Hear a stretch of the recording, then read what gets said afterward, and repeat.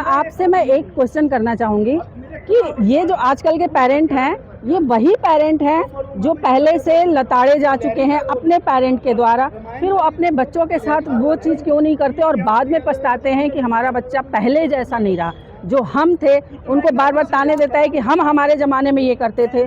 आखिर कहीं ना कहीं क्या लगता है कि ये पेरेंट अगर उस टाइप के पेरेंट बन जाए तो क्या आजकल के बच्चे वो वाले पेरेंट आगे जो बच्चे होते हैं वो बनने में कारगर साबित हो सकते हैं? बिल्कुल, आपने बहुत सही क्वेश्चन पूछा है।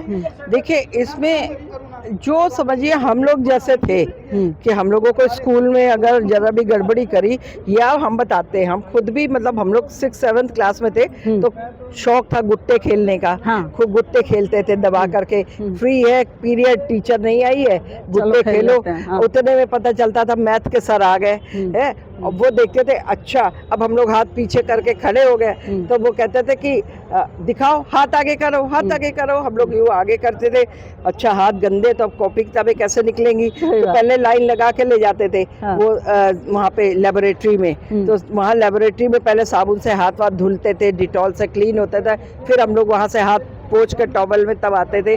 आने के बाद अपनी बुक्स वगैरह निकालना, कॉपी निकालना करते थे। और उसके बाद में कई बार वो क्या करते थे, सवाल जब लगवाते थे और उसमें अगर गड़बड़ कर गए तो सजा मिलती थी। लड़कों की तो होती थी पिटाई, लड़कियों की क्या करते थे, पीछे से गर्दन दबाते थे, कहे कि तुम लोग को जो है ना यही मार देंगे, नहीं तो तुम लोग की शादी में दहेज देना पड़ेगा। हाँ, तो इस तरह से करके और खूब सजा खूब खाते थे हम लोग। ऐसा नहीं था जो टीचर आ जाए वो सजा दे देती थी, तो हम लोग सजा कभी डेस्क के ऊपर खड़े करे जाते थे, कभी कैसे, कभी जो है वो कहा जाता था क्लास में मुर्गा बनो। तो कभी आप लोग क्या आप लोग के पेरेंट आते थे इस चीज को लेकर कि हमारे बच्चे को ऐसे नहीं? यदि घर में जा करके पूछा पेरेंट्स ने कि आज क्या पढ़ाई हुई थी, क्या हुआ था, तो आज बताते थे तो इस पीरियड में ये हुआ, ये हुआ, ये हुआ, आज ऐसे ऐसे ना मास्टर साहब ने सजा दी थी। मास्टर साहब कहा जाता था, सर नहीं बोलते थे। हाँ, सजा दी थी, क्यों दी थी, ये रीजन था कि बहुत अच्छा है, हम जा करके बोलेंगे कि और दो सजा, समझे ना। पेरेंट्स और उल्टे जाके कह देते थे, जब जाते थे कभी फीस जमा करने या पेरेंट्स डे में जाते थे तो पता है वो लोग उल्टे और बोलते थे, बच्चों की शिकायत करके आते थे। हाँ, कि अगर ये ऐसे है तो हाँ हम लोग कुछ नहीं बोलेंगे, आप इसको जो भी वो कर सकते हो करो, क्योंकि हम घर से भेजते हैं आपके पास पढ़ने के लिए, तो आपकी जिम्मेदारी है। हाँ, लेकिन उस टाइम पर आपको ये भी बता देती हूँ कि शायद ऐसे टीचर नहीं थे कि जो टीचर बेतहाशा बच्चे को उठा उठा के पटक के मारे और इतना मोटे मोटे डंडों से मारे कि बच्चा जो है वो मेंटली डिस्टर्ब हो जाए, या बच्चे को कहीं ऐसे चोट लग जाए, या बच्चे का कोई भी रीढ़ की हड्डी टूट जाए या कुछ हो, इस तरह का नहीं करते थे। क्योंकि बच्चे जो चीज अभी आपने कहा था कि वो कान पकड़ के वो करते थे, तो कान में ये बता दूं हमारे बॉडी में सारी जगह पे पॉइंट्स हैं। अगर वो ऐसे करके यूं पिटाई भी कर रही है, कान में यूं कर रहे हैं, तो आपको बताओ ये जो पकड़ के ऐसे खींचा जाता है तो यहाँ से जो हमारे नसों से जो है ना वो तरंगे वेव्स जाती है, जिससे हमारे ब्रेन भी मजबूत होता है, हमारे ब्रेन मेमोरी शार्प होती है, ये सब एक्टिव होती है, बहुत सारी चीजें यही की उससे जो है हमारे बॉडी का यहाँ सारा वो होता है, और यहाँ से हमारी बॉडी जो है वो एक्टिव होती है, कनेक्ट होती है, ठीक है ना, चार्ज होती है। तो ये चीजें हैं। अब आज अगर किसी बच्चे को आप उंगली छुआ लीजिए पेरेंट्स खड़ा है, कैसे आपने हाथ लगाया, वो तो कौन सुप्रीम कोर्ट पे जाके खड़ा हो जाए। हाँ बिल्कुल, है ना, ये सही बोला ये चीजें होती है। तो आपको बता दूं कि आज जो है यही रीजन है कि आज बच्चे पढ़ने में बिल्कुल आगे नहीं है, बिल्कुल पीछे है। आपको बता देती हूँ, यही यूपी के अंदर आप चले जाइए, यूपी में आज भी उसी तरह से एटमॉस्फेयर जो हमें हम लोगों को मिला उसी तरह से हिंदी स्कूलों में है, ठीक है, और कॉन्वेंट स्कूलों में भी है। कॉन्वेंट स्कूल में आप काम करके नहीं आएंगे, आपको रूम में ले जाते हैं, वहाँ ट्रेनिंग करते हैं वो। तो क्या लगता है ये केवल सिस्टम जो है मेट्रो सिटीज में है? मेट्रो सिटी तो भैया लखनऊ भी है, उत्तर प्रदेश में लखनऊ है, लखनऊ भी तो मेट्रो सिटी है। अच्छा। लखनऊ में तो वही सिस्टम चल रहा है। ये तो नहीं, आपको बताती हूँ, ये कुछ ऐसे पेरेंट्स हैं, कुछ ऐसे लोग हैं आपका बेसिकली दिल्ली के अंदर जरा सा कुछ होता है आप देखिए हाय हाय हाय हाय चालू हो जाता है। अरे हाय हाय से पहले तुम ये तो देखो तुम्हारे बच्चे का IQ क्या है, तुम्हारा बच्चा क्या कर रहा है क्या नहीं कर रहा है। तुमको अपने बच्चे की जब खुद ही नहीं पता है कि उसका क्या पोजीशन चल रही है तो फिर जो है तब तुम अगर तुम्हारा बच्चा इंटेलिजेंट है उसके बाद अगर तुम्हें कुछ हो रहा है तब तो तुम जा करके पहले बातचीत करो, पहले मिलो, उसका सारा रीजन जानो, सब वो करो, उसके बाद तुम कहीं पे वो करो, प्रोटेस्ट करो। ये थोड़ी है कि बिना उसके तुम शुरू हो गए प्रोटेस्ट करना। तो ये चीज मैम एक चीज़ मैं और आपसे सवाल करना चाहती हूँ। बहुत जो अभी हमने इसके पहले बात की कि पेरेंट्स क्यों ये चीज़ करते हैं ताकि उनके बच्चे ऐसे बने।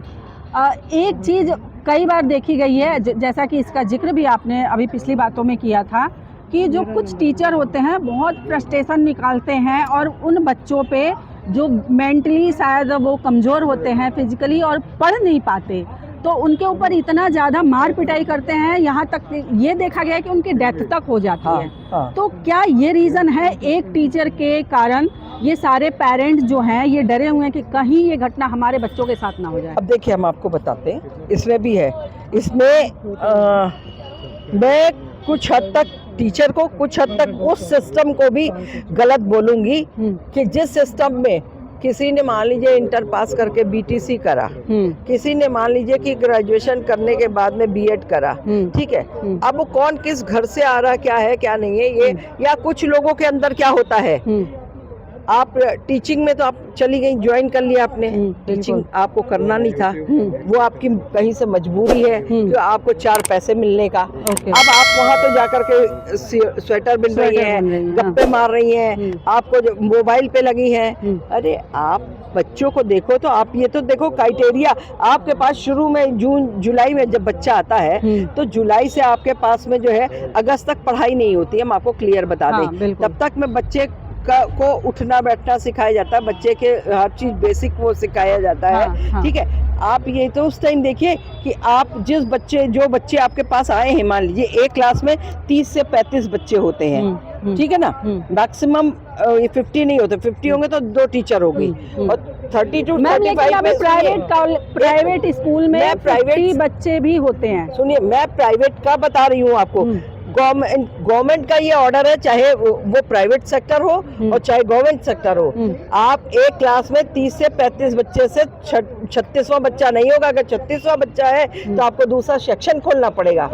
समझे जी, ये है नियम और ये है कानून बना हुआ एजुकेशन में। यहाँ तो सबको हाई पैसा चाहिए, मैनेजमेंट को हाई पैसा चाहिए। आपका बच्चा कैसा है कैसा नहीं है, आप बच्चे का IQ देखिए, IQ के हिसाब से आप वो करिए। आप ये देखिए आपके क्लास में जो बच्चा कमजोर है आप उस पे ज्यादा अटेंशन पे करिए, ज्यादा अटेंशन पे करिए। आप बोर्ड पे लिखा रहे हैं, आप ये देखिए, आप राउंड मारिए, आप बैठ के उसमें मोबाइल पे वो व्हाट्सएप और फेसबुक मत देखिए, समझे जी। आप ये देखिए, आप क्लास में राउंड मारिए, आप ये देखिए कौन बच्चे लिख रहे हैं, कौन बच्चा नहीं लिख पा रहा है, वो क्यों नहीं लिख पा रहा है, उसको आप प्यार से पूछिए। आप उसके सर पे हाथ फेर करके आराम से पूछिए कि बच्चा डरे नहीं, सहमे नहीं आपसे, वो रीजन क्या है, वो क्यों सहम रहा है, क्यों डर रहा है, उसके संग कोई ऐसी घटना तो नहीं घटित हुई है जिस वजह से वो बच्चा सहम के क्लास में डर के तो आ रहा, क्योंकि माँ बाप का फोर्स है, इधर से आपका फोर्स पड़ रहा है, इधर से उसके दिमाग में कौन सी ऐसी आपकी सोच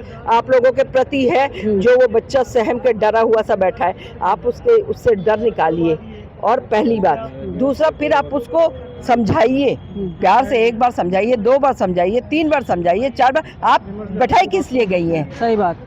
आपको तनख्वाह किस लिए सरकार दे रही है, या प्राइवेट सेक्टर किस लिए तनख्वाह दे रहा है? आपको जो बच्चों के फीस जा रही है उसी से आपको तनख्वाहें मिलती है, बच्चे को मारने के लिए नहीं मिलती है, ठीक है। जरूरत है आप मारें, लेकिन इस तरह नहीं, इस तरह नहीं कि बच्चा जो है हॉस्पिटलाइज हो जाए, बच्चा जो है जिंदगी मौत के बीच में हो, ये नहीं होना चाहिए, समझे जी। और एक टीचर के पीछे सारी टीचरें बदनाम होती हैं और वो काफी डरी होती हैं, काफी डरी होती हैं कि मैम, अगर पेरेंट्स शिकायत भी करते हैं तो वो आगे आकर बोलती हैं कि मैम मैं ज्यादा कुछ नहीं बोल सकती बच्चे। देखिए कहावत कही गई है, एक मछली के पीछे सारा तालाब गंदा बना जाता है, ठीक है ना। एक मछली ही सारे तालाब को गंदा करती, बदनाम तो सारा तालाब हो गया ना। उसमें चाहे 1 मछली हो चाहे 50 मछलियां हो, तो आपको ये बताती हूँ, सबसे बड़ी कमी हमारे यहाँ सिस्टम में है।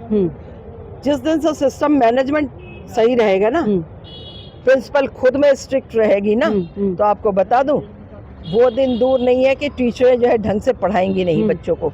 वो दिन दूर नहीं है कि जो है बच्चों को जो है, आपने आजकल तो हमने ये भी एक नया वो देख रखा ट्रेंड, कई सालों से देख रखा है। अच्छा। कि बच्चे बुक्स ले जाएंगे और वो फोटो स्टेट वाले के दुकान पे और कहेंगे अंकल जी ये पेज आप फोटो स्टेट कर दीजिए। मैंने कई बार बच्चों से पूछा, क्यों भाई, तुम लोग पढ़ो, पढ़ करके अपनी कॉपी में लिखो। तो बच्चे कहते हैं नहीं, वो मेरी टीचर ने बोला ना, उसको फोटो स्टेट करा के लेकर के आना। और ये ना महात्मा गांधी की फोटो बना दीजिएगा, वो कर दीजिएगा, निकाल दीजिएगा, सुभाष चंद्र की निकाल दीजिएगा और उनकी निकाल दीजिएगा।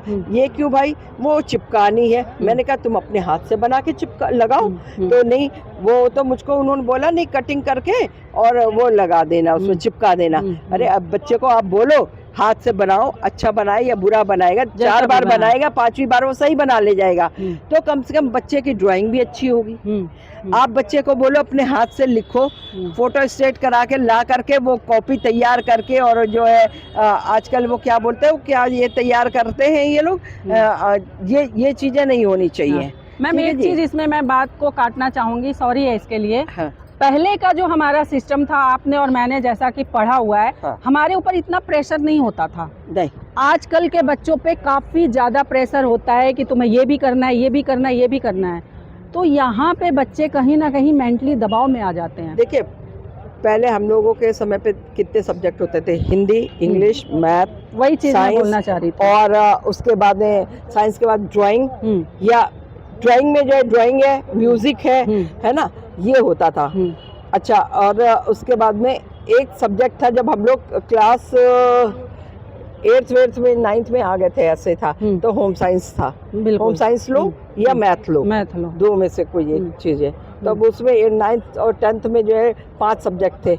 और अभी आप देखो 7-8 सब्जेक्ट डाल रखा है। कंप्यूटर भी कंपलसरी कर रखा है। उसके बाद सोशल साइंस भी कर दिया है। AI और इन्होंने कई चीजें मतलब उसमें, तो बट नेचुरल है, बच्चे पे बोझ तो पड़ ही रहा है। अब बोझ पढ़ेगा तब वो इसको पढ़े कि उसको पढ़े कि उसको पढ़े कि उसको पढ़े।